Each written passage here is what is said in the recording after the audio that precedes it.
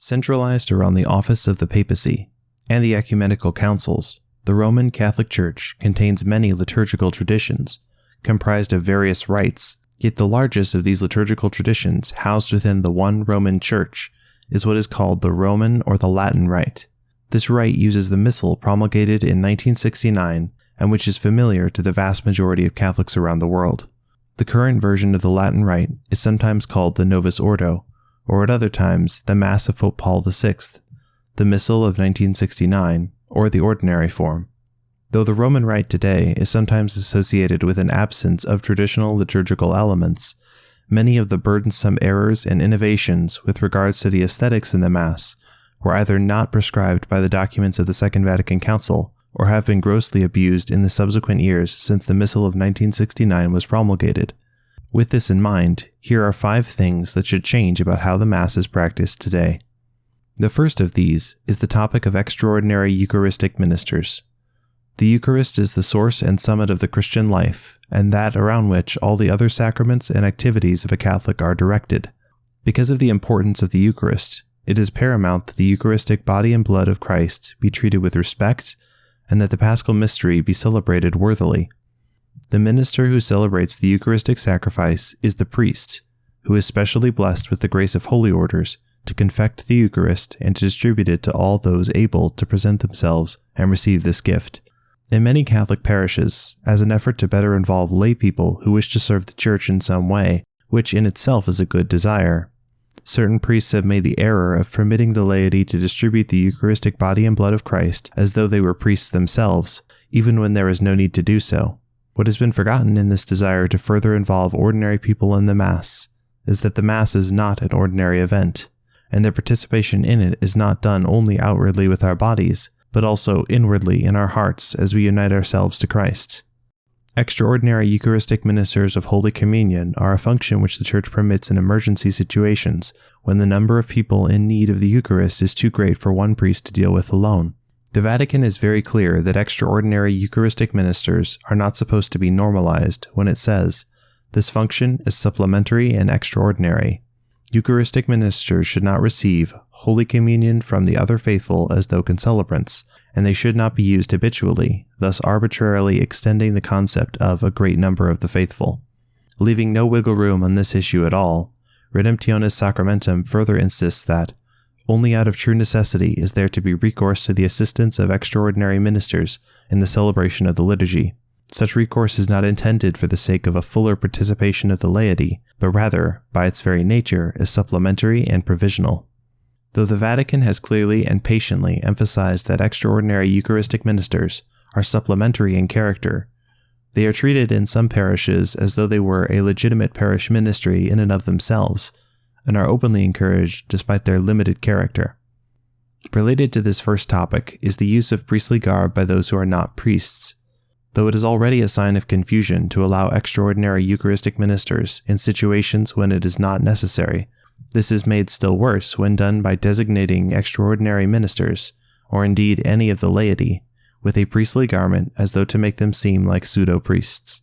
As the Vatican has noted, the use of sacred vestments which are reserved to priests or deacons, stoles, chasubles, or dalmatics, at liturgical ceremonies by non-ordained members of the faithful, is clearly unlawful. Furthermore, neither may deacons or non-ordained members of the faithful use gestures or actions which are proper to the same priest celebrant.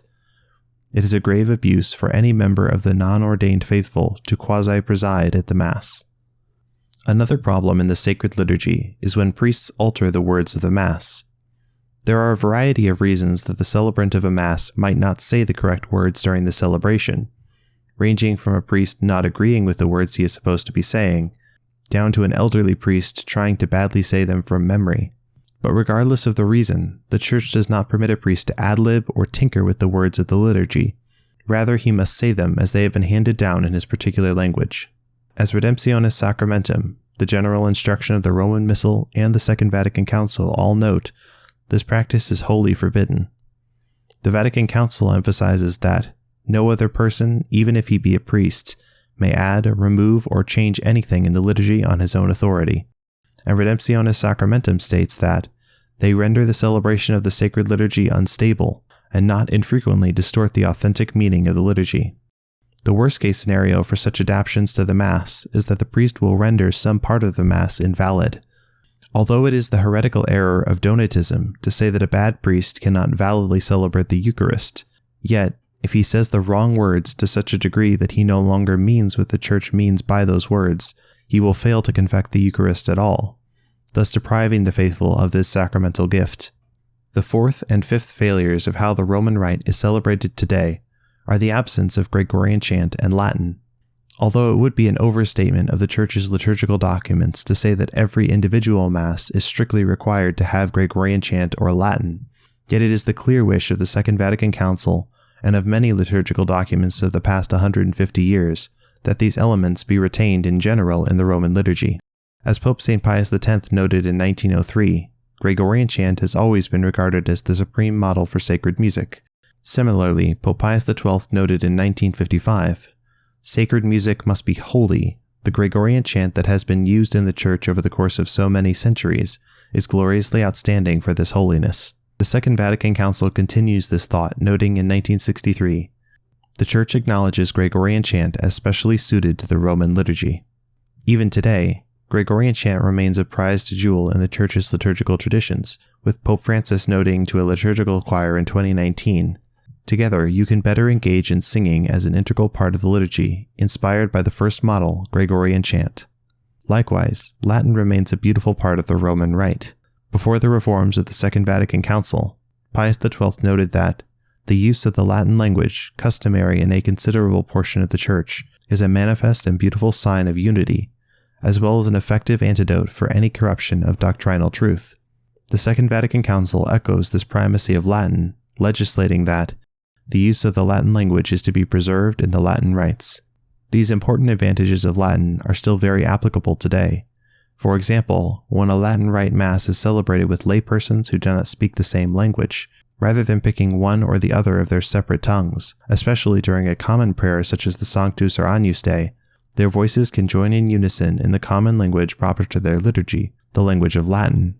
It may be such an occasion that the Council has in mind when it says, "A suitable place may be allotted to their mother tongue." Nevertheless, steps should be taken so that the faithful may also be able to say or to sing together in Latin those parts of the ordinary of the Mass which pertain to them. In all 5 of the above cases, great reform is needed by those who celebrate the sacred liturgy, and those who participate in it as laypersons, so that all mankind can better conform themselves to the Church's glorious heritage of praise to Almighty God, and to the Mass which is safeguarded by His Holy Church. As always, please consult the description of this video for further reading.